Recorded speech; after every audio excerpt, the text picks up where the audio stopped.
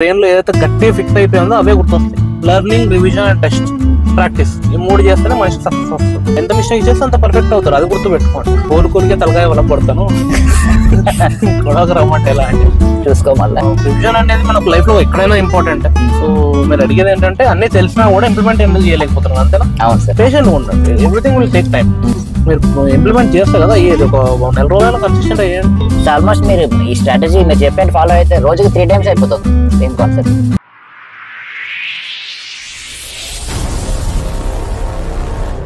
Hi sir. Hi. స్టూడెంట్స్కి exams ఉంటుంటాయి. Academics కావచ్చు, కాంపిటేటివ్ ఎగ్జామ్స్ కావచ్చు. ప్రతి లైఫ్లో ప్రతి స్టేజ్లోనే ఏదో ఒక ఎగ్జామ్ ఉంటుంది.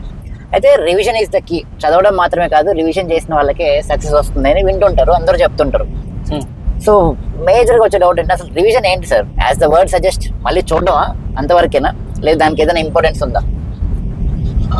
సార్, రివిజన్ అనేది it's a concept where you can actually master something or remember something better, okay, understand something even better. Just బట్టి పట్టడం కాదు రివిజన్ అంటే. It's understanding something in a deeper level, so that ఏదైనా బాగా అర్థమైన మర్చిపోం మనం. Okay.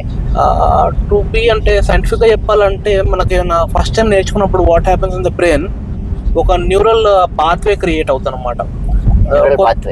కొత్త పాత్వే అంటే న్యూరల్ పాత్వే అంటే ఎలా చెప్పాలి ఇన్ సింపుల్ టర్మ్స్. ఒక ఎగ్జాంపుల్ లాగా ఇస్తాను, ఇది మెటఫోర్. ఒక రోడ్ వేసినట్టు. సో మనం ఒక రోడ్ ఫామ్ అయిపోద్ది ఒక కొత్తది నేర్చుకున్నప్పుడు. సో మనకు ఒకసారి వెళ్ళిన రోడ్ గుర్తుండవచ్చు, తెలియదు. Depends on the situation. ఎక్కడైనా మనకు ఒకసారి యాక్సిడెంట్ అయింది, అట్లాంటివి గుర్తుంటాయి. ఆ రోడ్లు ఇక్కడ యాక్సిడెంట్ అయింది అని చెప్పి. నార్మల్ రోడ్ మనము గుర్తు పెట్టుకోవాలంటే ఏంటంటే ఆ రోడ్ మీద చాలా సార్లు వెళ్ళాలి. ఓకే, ఆ రోడ్ గుర్తుండాలి. ఆ రూట్ గుర్తుండాలంటే చాలా సార్లు ఆ రూట్ లో ట్రావెల్ చేస్తుంటే మనకు ఆ ట్రావెల్ చేసి సేమ్ పాత్వేలో మనకు గుర్తుండిపోద్ది. Just revision is same. That's what revision is. That's how brain works as well.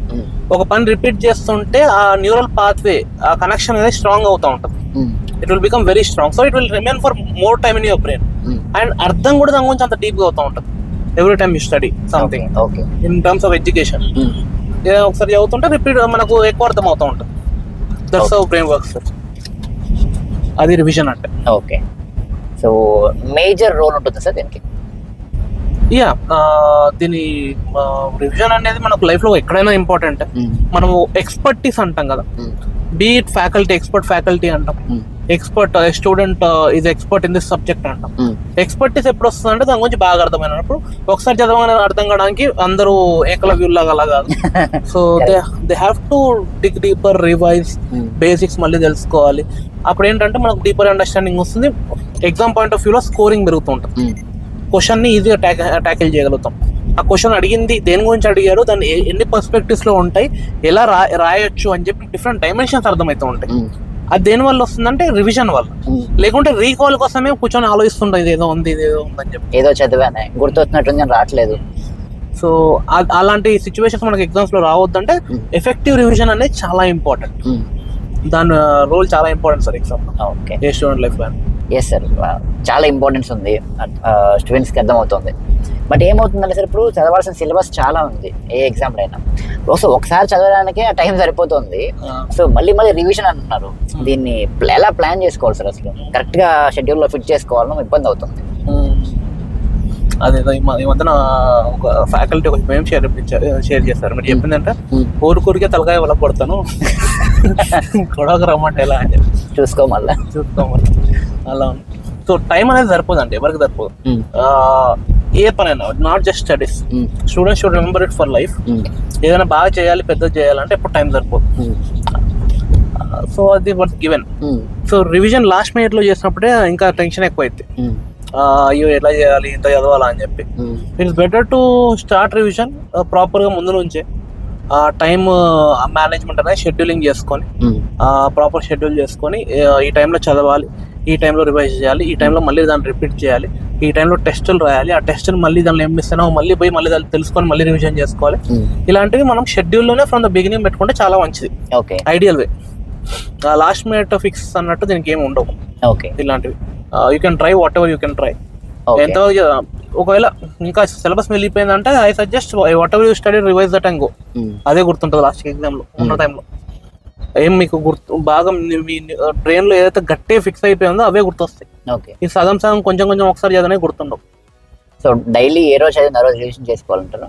Better revision అది ప్రాపర్ డైలీ చేయాలి, చాలా రిపీట్ చేయాలి, 3-4 టైమ్స్ రిపీట్ చేయాలి అట్లీస్ట్ బిఫోర్ ఎగ్జామ్స్.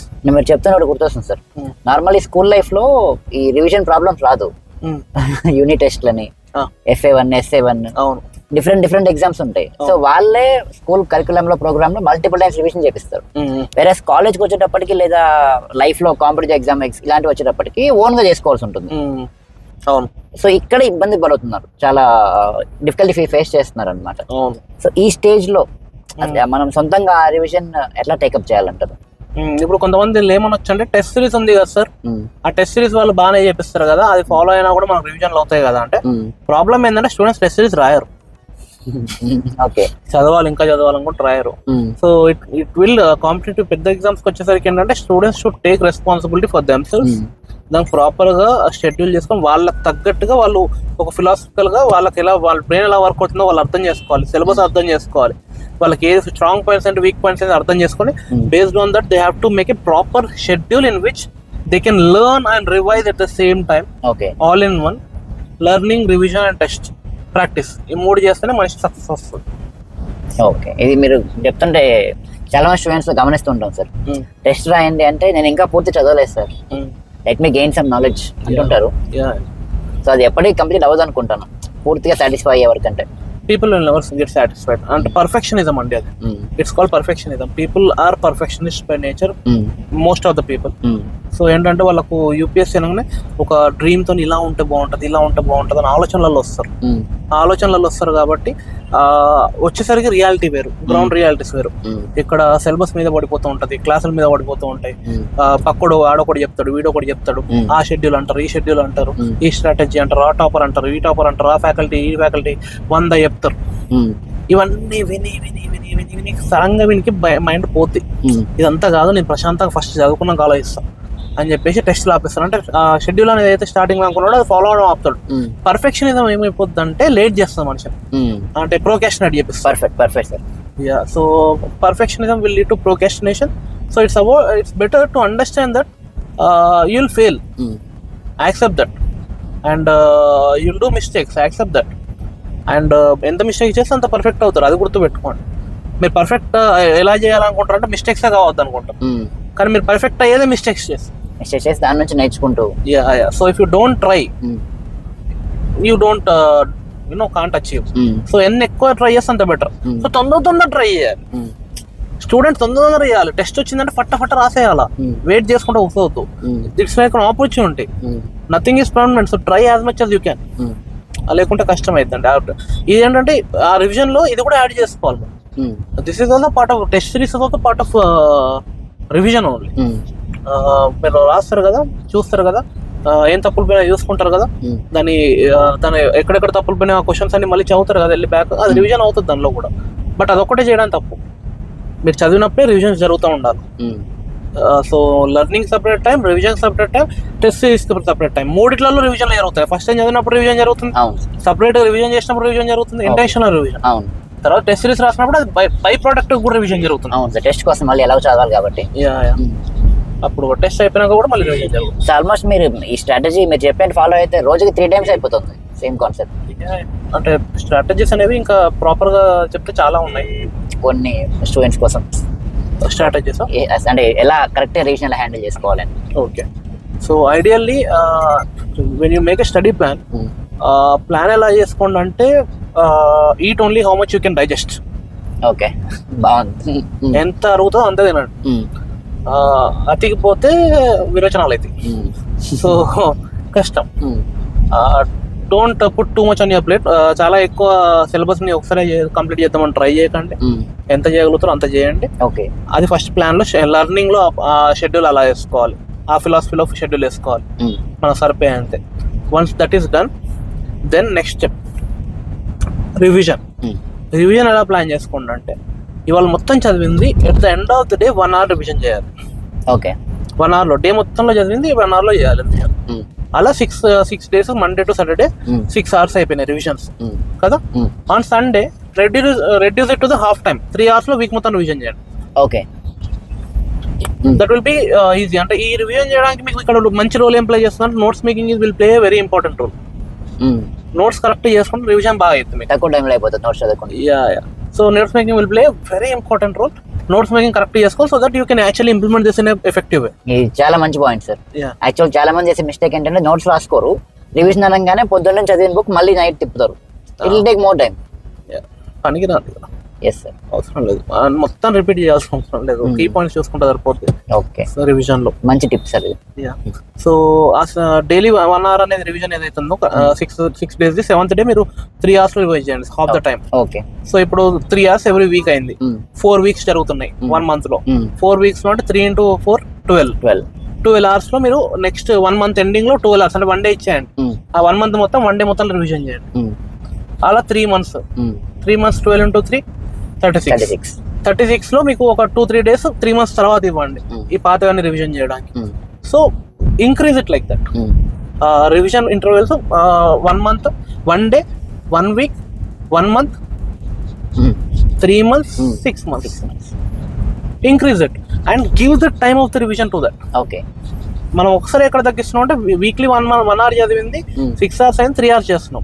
ఈ 3 hours ఇంకా అట్లనే పెంచుకుంటూ పోతాం. ఇంకా మినిమం అంత రిక్వైర్మెంట్ ఉంటుంది రివిజన్ చేయడానికి. మరి దాన్ని 1 hour, half an hour తగ్గించుకోవడం, దాన్ని హాఫ్ చేయకండి.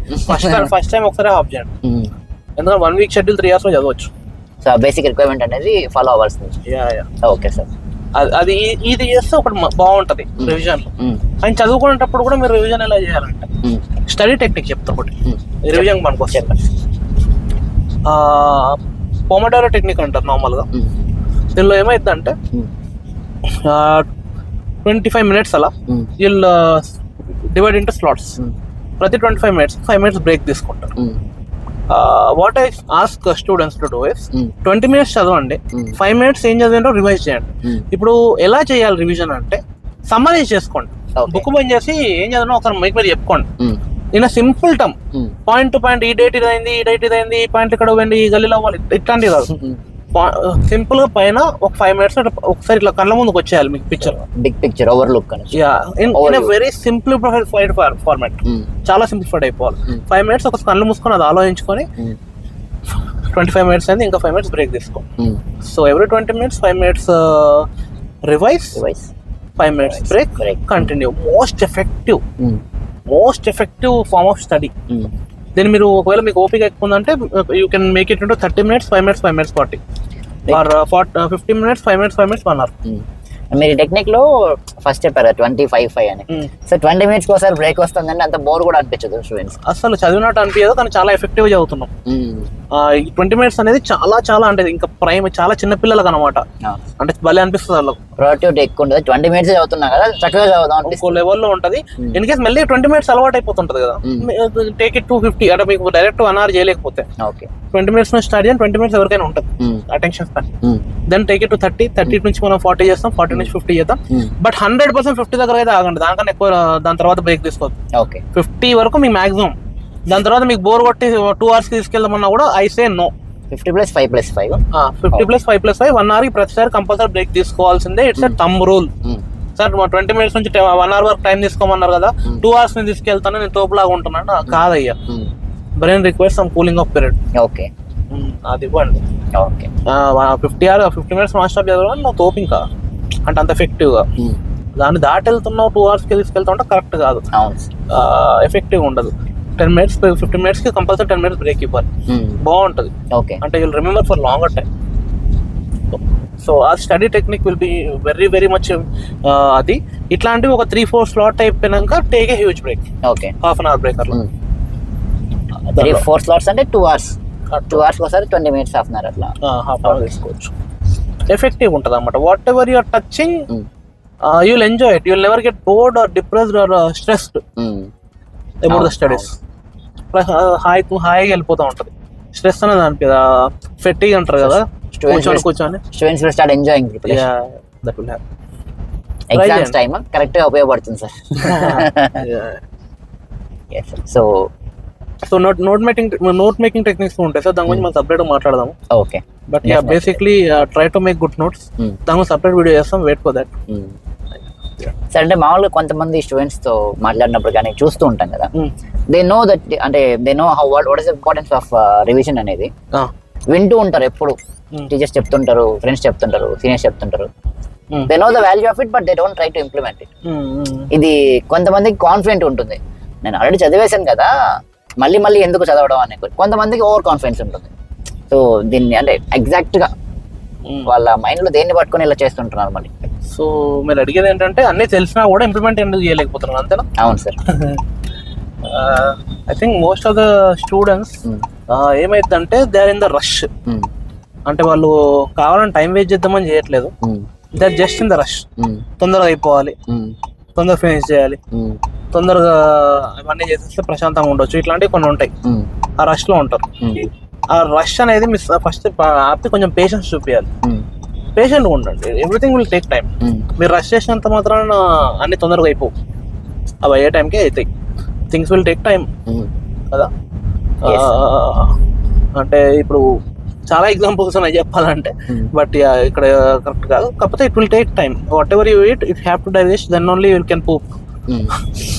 తినగానే వెళ్ళిపోకుంటే కుదరదు. So everything will take time. Main గా రష్ చేసినప్పుడు ఏంటంటే చేద్దాం అనే తొందరగా చేయాలనే తపనలో ఓవర్ గా బట్టన్ చేసేసుకొని మొత్తానికి ఆపేస్తారు. Okay, that's what will happen. Okay, overwhelm అయిపోతారు. నేను అది చేయాలి, ఇది చేయాలి, ఇది చేయాలి, అది చేయాలి అన్ని ఆలోచిస్తూ ఉంటారు. నేనేమన్నా ఆలోచన పక్క పెట్టండి, right it on paper, put it on a wall.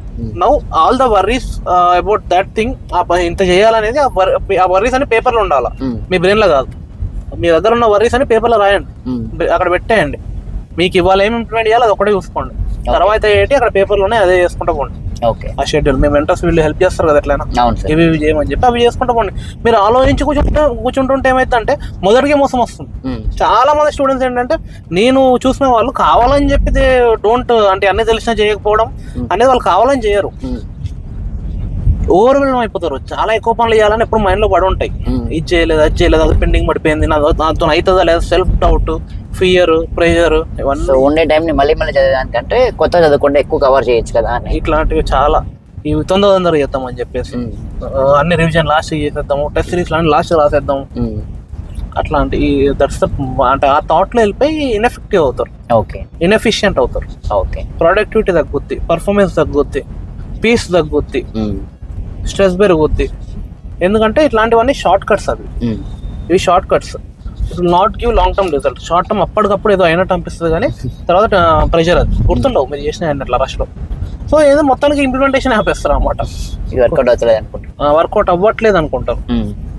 మీరు ఇంప్లిమెంట్ చేస్తారు కదా, ఏది ఒక నెల రోజులైనా కన్సిస్టెంట్ అయ్యండి, అప్పుడైతే correct. I think that's reason.